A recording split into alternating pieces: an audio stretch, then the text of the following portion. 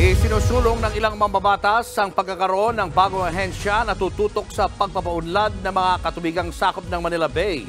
Nasa frontline ng balitang yan si Marian Enriquez. Mismong mga kongresistang bahagi ng House Government Enterprises and Privatization Committee ang nag-ocular inspection sa Manila Bay Area kasama ang Corregidor Island. Kaugnay ito ng nakabinbing panukalang batas na House Bill No. 2663 na layong magtatag ng Manila Bay Rivers and Waters Authority. Mandato nito na pangasiwaan ang planong paunlarin at protektahan ang mga katubigang sakop ng Manila Bay. Kasi ang ating tinitignan dito, yung development at hindi maapektuhan yung ating environment.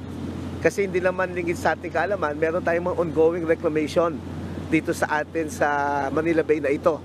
Nasa 190 kilometers ang coastline na sakop ng Manila Bay mula Calabarzon, Metro Manila hanggang Central Luzon.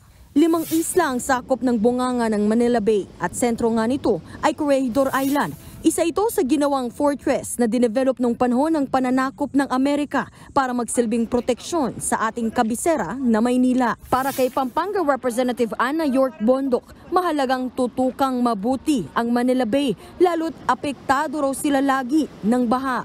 We are from the coastal areas po ng Pampanga and kami po talaga yung nababaha at naapektuhan every rainy season.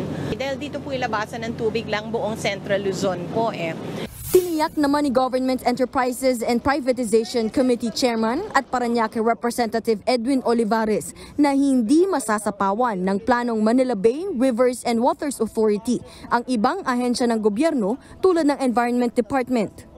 At tinitignan natin kasi meron tayong mandamo sa order sa Supreme Court na kailangan linisin lahat ng waterway at yung Manila Bay natin. Lahat ng waterway ng Metro Manila dito dumadaan dito. Walang specific na authority na nag-aasikaso talaga kung sino talaga yung merong responsible for this. Sa ngayon, nasa committee level pa rin ang panukalang batas at inaasahang lulusot ito sa komite sa pagbabalik pa ng 3rd regular session pagkatapos ng Senate DA adjournment sa Hulyo. Nagbabalita mula sa Frontline, Marian Enriquez, News 5. Mga kapatid, Julius Babaw po. Iba na ang may alam at may pakialam sa panahon ngayon. Para sa frontline ng mga balita, mag-follow at mag-subscribe sa social media pages ng News 5.